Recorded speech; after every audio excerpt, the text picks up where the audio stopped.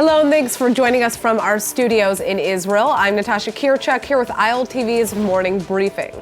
945 people have now been diagnosed with the coronavirus in Israel, with more than 62 cases diagnosed on Saturday alone. 20 people are now in serious condition, with another 24 moderately ill. Luckily, 37 have now recovered, but Friday saw the first death from the virus.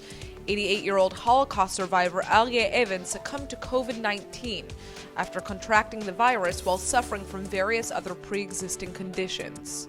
Right now, almost 300 coronavirus patients are being treated in hospitals. 344 are getting assistance from home, and 97 are receiving help in hotels. It still hasn't been decided where the remaining 169 sick people will be treated. The Israeli Health Ministry is ramped up to administering over 2,000 tests a day, with hopes of carrying out more than 3,000 daily starting this week. The Israeli Magen David Adom Emergency Service is now opening 4 new drive-through testing locations for the coronavirus. One in Tel Aviv has already launched on Friday in the Park Yalkon, where 900 people in home quarantine or exhibiting symptoms are being tested. The other drive-through sites will be opening over the next few days in Haifa, Beersheba, and Jerusalem, respectively. 14,000 Israelis have been tested for the coronavirus so far. As the coronavirus spreads, the Israeli Health Ministry has just instituted new lockdown rules that have now come into effect this morning, Sunday, as of 8 a.m. These newest regulations will now be enforced by the police following days of Israelis refusing to follow the rules. היום אני מודיע על עליית מדרגה נוספת במלחמה בקורונה. הממשלה תאשר הערב, הלילה, תקנות לשעת חירום להגבלת התנועה. בהגבלות הללו אתם, אזרחי ישראל, נדרשים להישאר בבית. עכשיו זה כבר לא בקשה, זו לא המלצה, זו הנחיה מחייבת, הנחיה שתאכף על ידי גורמי האכיפה. Israelis are now no longer allowed to leave their home for the next 7 days unless they're going straight to work and coming back, are buying essential food and medical supplies, or are seeking medical treatment.